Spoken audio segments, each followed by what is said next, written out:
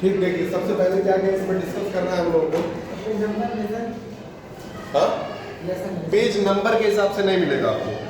Lesson है आपका forest society and colonialism. एक 40 मिनट का लेक्चर इसका अपलोड हो चुका है, फॉरेस्ट सोसाइटी वाला। ठीक, इसमें आपको जो सबसे पहले जानना है वो जानना है discuss how the changes in forest management in the colonial period. कैसे कैसे कॉलोनियल पीरियड में discuss the change of forest management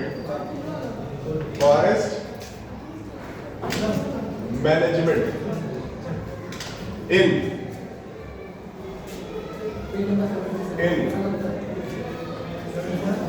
colonial period। ठीक है, कॉलोनियल पीरियड में कैसे फॉरेस्ट मैनेजमेंट में बदलाव आए हैं, इसमें 2 पॉइंट आप लोगों को याद रखना है। 2 पॉइंट ऐसे जो आपसे पूछेगा तो आपको आंसर में लिखना है। वो क्या है? Shifting cultivation. सबसे पहला पॉइंट क्या है? Shifting cultivation. शिफ्टिंग कल्टीवेशन का मतलब क्या हुआ? शिफ्टिंग कल्टीवेशन का मतलब ये हुआ कि जब नोमैड्स पीपल, जो पुराने समय के लोग एक जगह कहीं पे खेती करते थे और उस जगह पे जब सॉइल की फर्टिलिटी खत्म हो जाती, मतलब सॉइल जब उपजाऊ नहीं रह जाता था, तो फिर वो क्या करते थे? चलिए अब छोड़िए, वो सब हो गया, ध्यान दीजिएगा। ठीक, अब सपोज ये एक लैंड का टुकड़ा है और ये दूसरा लैंड का टुकड़ा है। यहाँ पे पहले खेती शुरू हुई और खेती चली कितने साल? 2 साल। 2 साल तक इस पे खेती हुई, तो जाहिर सी बात है बार बार जब एक ही खेत पे आप अनाज उगाओगे और उसमें खाद पानी ये सब चीजें नहीं प्रॉपर्ली डालोगे, तो फिर इसकी फर्टिलिटी क्या हो जाएगी? खत्म हो जाएगी। और फिर उसके जगह क्या यूज होने लगेगा? दूसरा वाला लैंड। तो ये शिफ्टिंग कल्टीवेशन इसी को कहा जाता है। जैसे हमारे गाँव में जो हमारा खेत है उसमें हम हर साल अनाज लगातार नहीं लगाते हैं। 1 साल लगाए, 2 साल लगाए, फिर उसको कम से कम 1 साल के लिए छोड़ दिया जाता है बीच में, फिर उसके नेक्स्ट ईयर फिर से लगाया जाता है। तो शिफ्टिंग कल्टीवेशन इसी को कहते हैं। इसके बाद जो चीज इसमें जानना जरूरी है वो है तुम्हारा नोमैडिक एंड पास्टोरलिस्ट कम्युनिटी। बहुत इंपॉर्टेंट। नोमैडिक एंड पास्टोरलिस्ट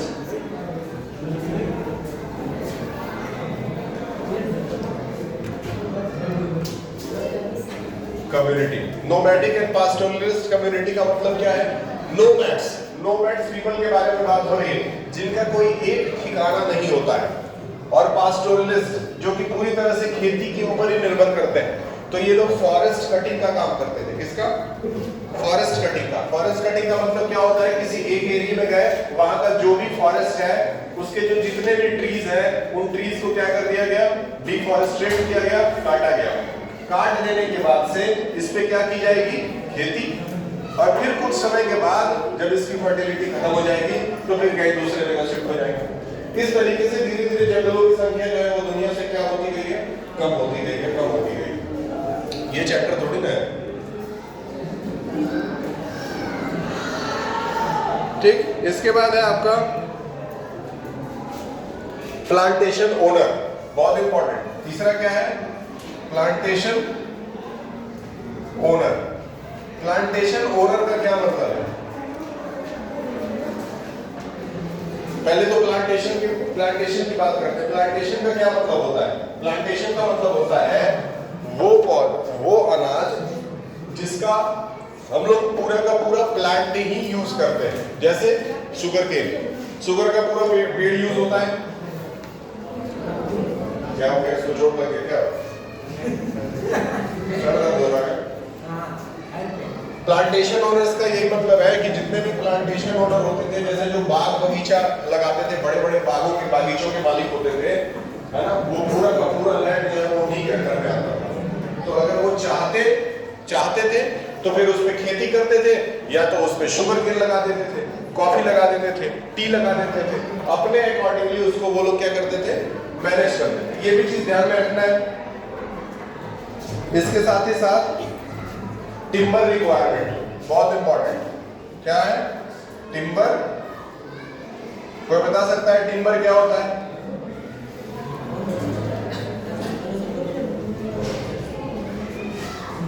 कोई बता सकता है टिम्बर क्या होता है? टिम्बर का मतलब होता है लकड़ी का पटरा। ठीक है, पटरे के लिए तो पटरा तो बहुत ज्यादा यूज होता है, कंस्ट्रक्शन में भी यूज होता है, घर में फर्नीचर्स बनाने में भी यूज होता है। तो पटरों के लिए जो है वो भारी मात्रा में पेड़ों को काटा जाता था कॉलोनियल पीरियड में। उसके बाद हम इसके बारे में एक और चीज डिस्कस किए थे कि रेलवे स्लीपर्स बनाने के लिए, याद है पिछले वाले लेक्चर में, जो इसका एक वीडियो आपके फोन पे होगा, यूट्यूब में गया होगा, रेलवे के स्लीपर्स बनाए जाते थे। स्लीपर्स का क्या मतलब है? रेलवे के स्लीपर्स बनाने का क्या मतलब है? जैसे ये जो रेल का पटरी होता है, उसके बीच बीच में ऐसे ऐसे प्लेट पड़ा रहता है, होता है। ये आजकल किसका बना रहता है? सीमेंट का बना रहता है, लेकिन पहले ये किस चीज का बना होता था? लकड़ी का बना होता। तो ये रेलवे के स्लीपर्स बनाने के लिए जो है कॉलोनियल पीरियड में भारी मात्रा में लकड़ियों को काटा गया है। ठीक, उसके बाद है अगला रोड बनाने के लिए। रोड, जंगलों के बीच से भी बहुत सारे रोड्स गुजरते हैं। जैसे आप देवरिया वाला रोड जाते हैं तो देवरिया वाले रोड पे जाएंगे तो आपको नजर आएगा कि इधर भी कुसमी जंगल है, इधर भी कुसमी जंगल है, बीच से रास्ता जाता है। इसका सीधा मतलब है कि उस रोड को बनाने के लिए उस जंगल को काटा गया होगा। ठीक है, तो उसी तरीके से जहां जहां रोड का कंस्ट्रक्शन होगा और उसके बीच में किसी तरह का कोई फॉरेस्ट आएगा तो उसको क्या कर दिया जाएगा? कट कर दिया जाएगा, हटा दिया जाएगा। ठीक है,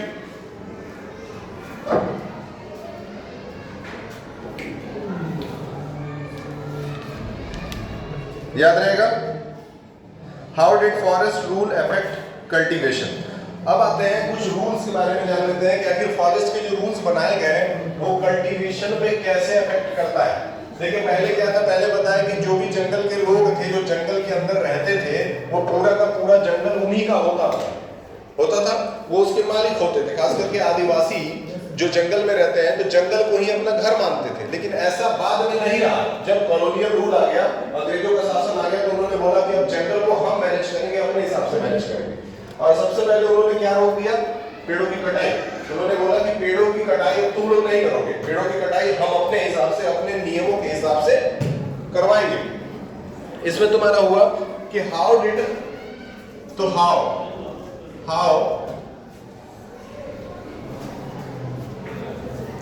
did forest rule affect cultivation? Question यहां बनता है, how did forest rule affect cultivation?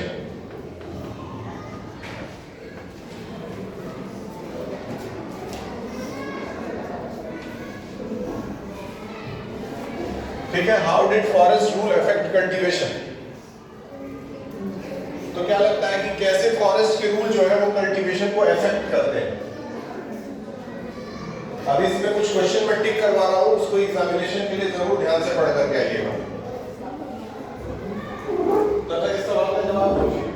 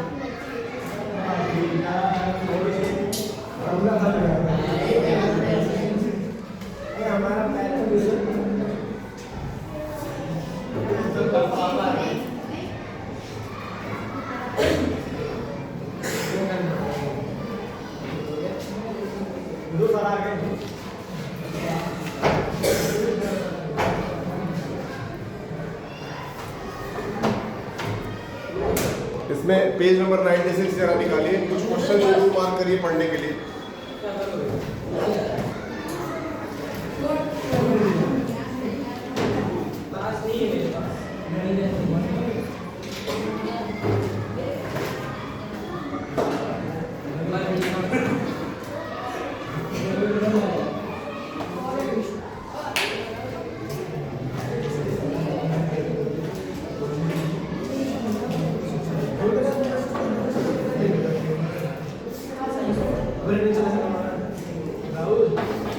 ठीक, देखिए पेज नंबर 96 पे, पेज नंबर 96 पे क्वेश्चन नंबर 2 जो है ना, question number 2, what is the similarity between the colonial management of the forest in Bastar and Java? दिख रहा है? ठीक, उसके बाद एक लास्ट में क्वेश्चन दिख रहा है, why are forest affected by wars? इसमें बहुत ज्यादा क्वेश्चंस है नहीं। Why are forest affected by war?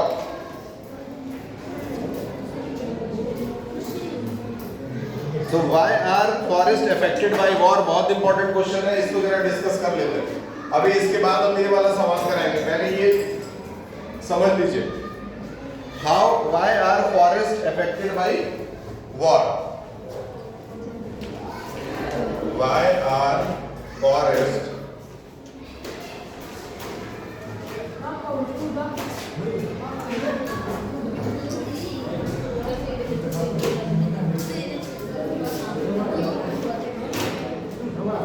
ठीक है। अगला क्वेश्चन है, what is the similarity between the management of Bastar and Java?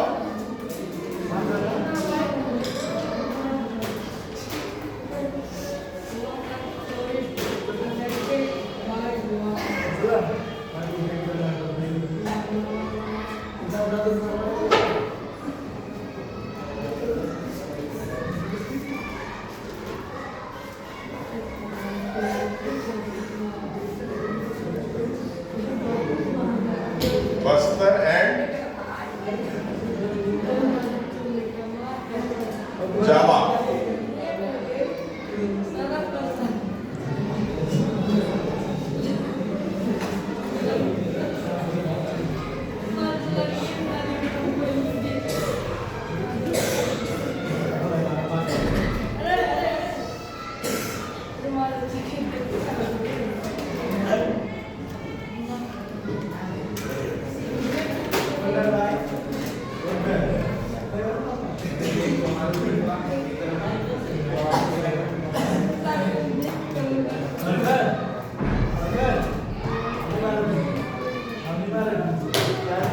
ठीक है, ये दो क्वेश्चन हम लोग को डिस्कस करना है, थोड़ा कायदे से बैठो अच्छे से, और ये दोनों का आंसर भी नोट कर लो और याद भी कर लो तुरंत।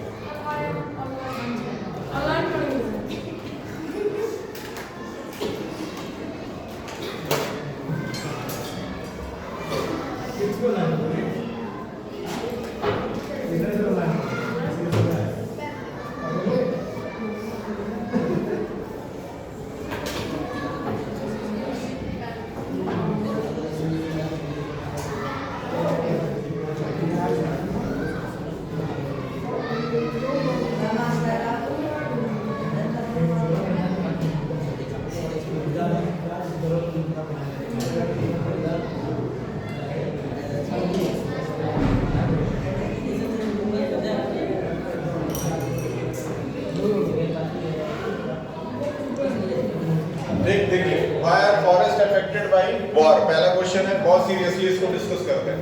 दो सवाल ये बहुत अच्छे से पढ़ करके जरूर आइए। पहला है आपका, why are forest affected by war. जब भी कभी वॉर होता था तो उसके वजह से फॉरेस्ट के ऊपर क्या कोई फर्क पड़ता था, क्या कोई इफेक्ट होता था? बिल्कुल। तो इसमें आप लिखेंगे स्ट्रेटेजिक वैल्यू। टॉपिक क्या डालेंगे? Strategic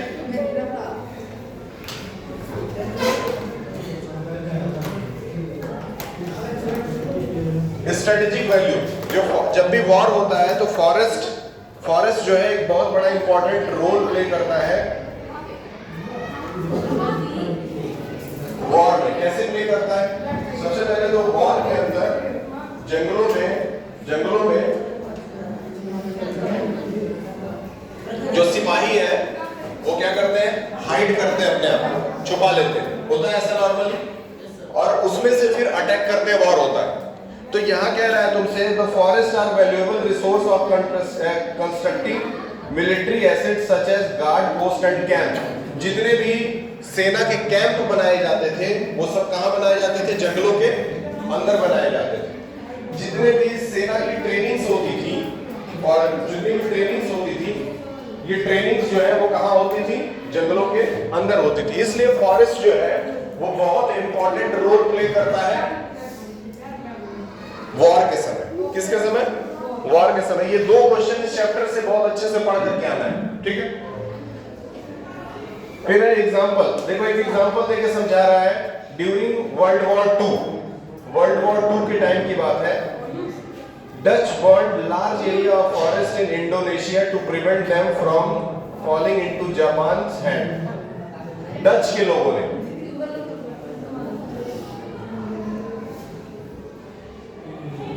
During World War II, the Dutch burned large areas of forest in Indonesia to prevent them falling into Japan's hand. The Japanese then exploited the forest for timber, causing long-term ecological damage। बता रहा है Dutch. और अच्छा, Dutch किसको कहा जाता है? कोई जानता है? डच जो है वो नेदरलैंड के लोगों को कहा जाता है। नेदरलैंड के लोगों को।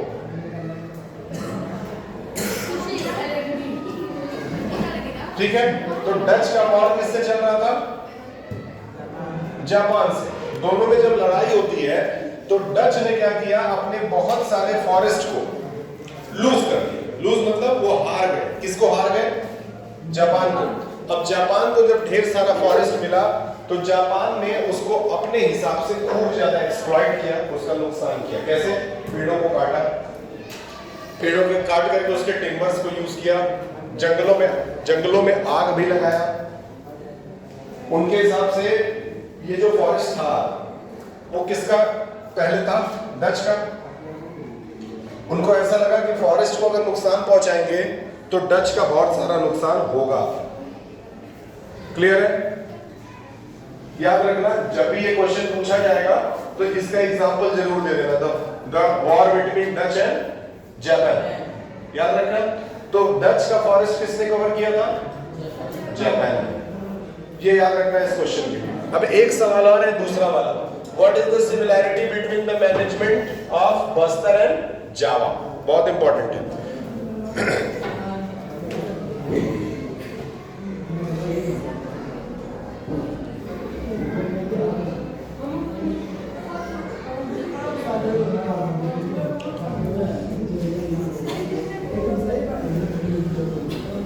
अब देखो ये बिठा देते हैं।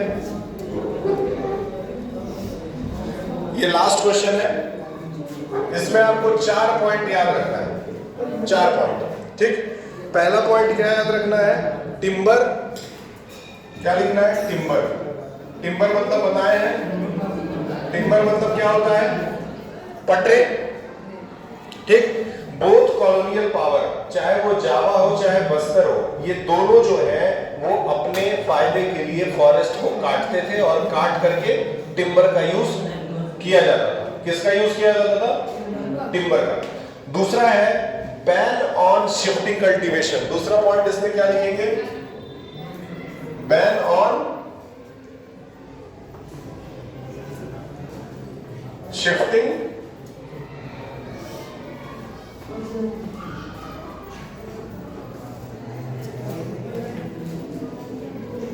Ban on shifting cultivation. Ban on shifting cultivation का मतलब क्या हुआ कि जैसे पहले शिफ्टिंग कल्टीवेशन के बारे में क्या बताया कि एक लैंड को छोड़ करके फिर दूसरी जमीन पे चले जाते थे खेती करने।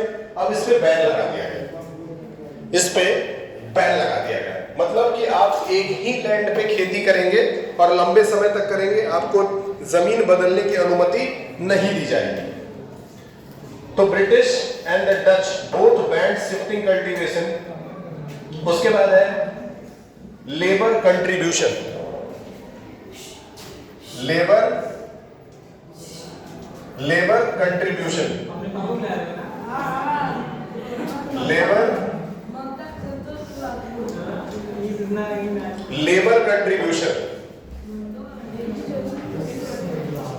लेबर कंट्रीब्यूशन ये बहुत इंपॉर्टेंट है, ध्यान से सुनिए। कह रहा है in Bastar villages were allowed to remain in the forest if they provide free labor to the forest department. Similarly in Java villages were exempted from taxes if they provide free labor. ठीक है, बस्तर में rule निकाला गया, क्या labour construction का क्या मतलब है, ध्यान से समझिए। एक सिंपल रूल ये बनाया गया कि जो आदमी जंगलों में जाकर के लेबरों का काम करने के लिए तैयार होगा उसको टैक्स नहीं देना पड़ेगा, सिंपल रूल। ठीक है, मतलब अगर आपके परिवार का कोई एक व्यक्ति या किसी के फैमिली का कोई एक व्यक्ति जंगलों में जाकर के कॉलोनी के लिए काम करता है, मतलब अंग्रेजों के लिए काम करता है, तो फिर वो टैक्स देने से बच जाएगा। तो इस तरह के कुछ तीन रूल थे। एक पहला टिम्बर के ऊपर रूल बनाया गया, दूसरा शिफ्टिंग कल्टीवेशन को बैन कर दिया गया और तीसरा लेबर कंस्ट्रक्शन, लेबर के कंट्रीब्यूशन को बढ़ाया गया, ये बोल करके कि अगर कोई लेबर जंगल के लिए काम करेगा, अंग्रेजों के लिए काम करेगा, तो फिर उसको टैक्स नहीं देना पड़ेगा। ठीक, ये दो क्वेश्चन जरूर तैयार करके आना है। इसके अलावा जो क्वेश्चन हम भेजे उसको एक बार रिवाइज कर लेना है, लेकिन ये दो जरूर पढ़ के आइए। ठीक, इस चैप्टर से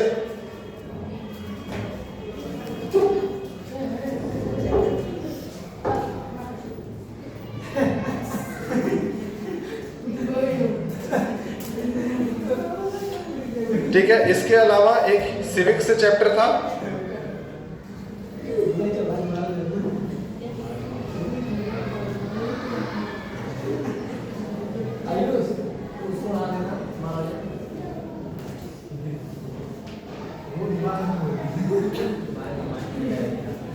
ठीक, सिविक्स से एक चैप्टर था जो इलेक्शन वाला कराया गया था। इलेक्शन वाले में से भी 2-3 क्वेश्चन आपसे जरूर पूछे जाएंगे। इलेक्शन वाले में आपको बेसिक कुछ क्वेश्चंस हैं वो याद रखने हैं, उनको जरा यहाँ पे लिखिए।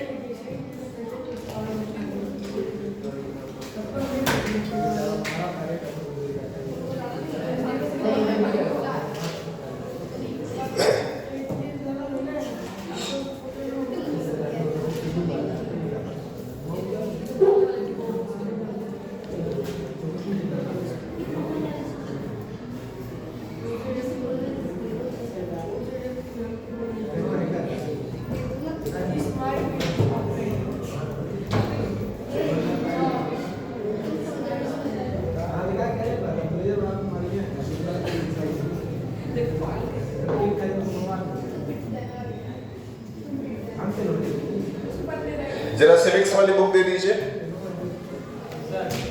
सिविक्स वाली बुक। हाँ, इसमें कुछ क्वेश्चन टिक करिए।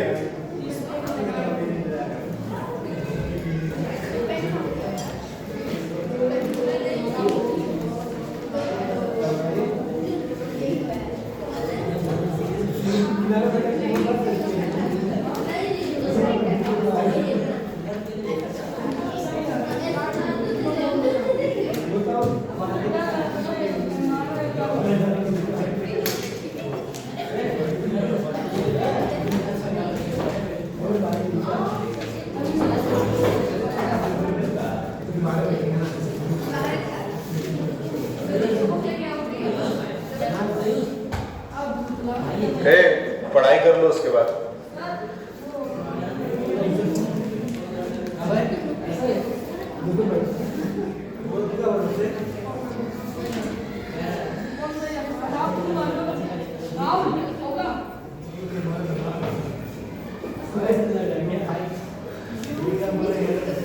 चैप्टर था electoral politics.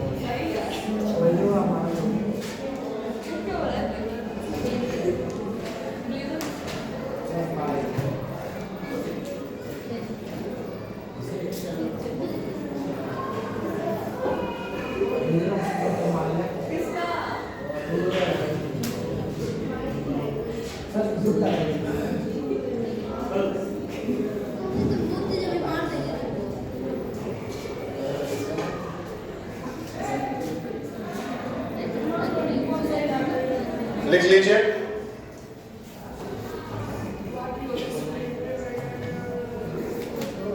Election commission, election commission के बारे में पढ़ना है इसमें जरूर। दूसरी चीज यूनिवर्सल इन इंडिया,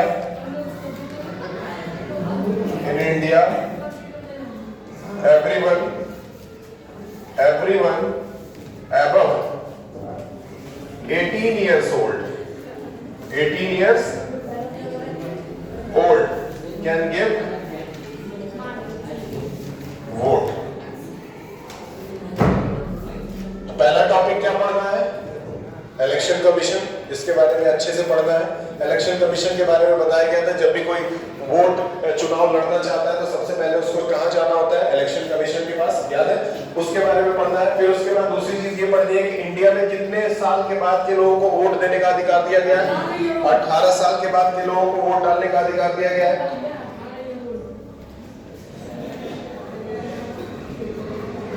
ठीक, फिर उसके बाद तीसरा, India has the largest democracy.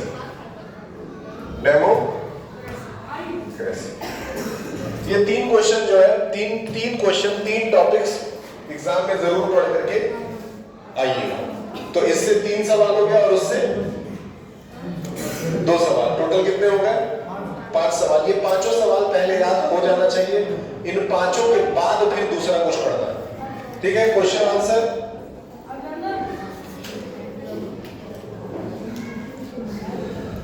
उस चैप्टर का क्वेश्चन आंसर जो है वो आपके ग्रुप में जा रहा है। उसमें से जो काम की चीजें हैं वो लिख करके पहले याद कर लीजिए।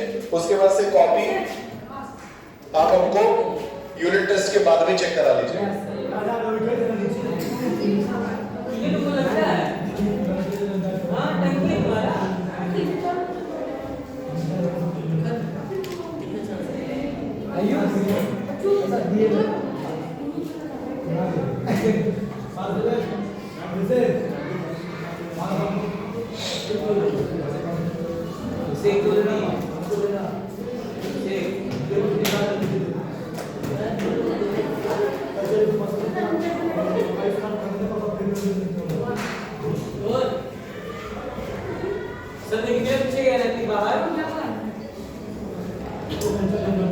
क्या हुआ? कहाँ पे?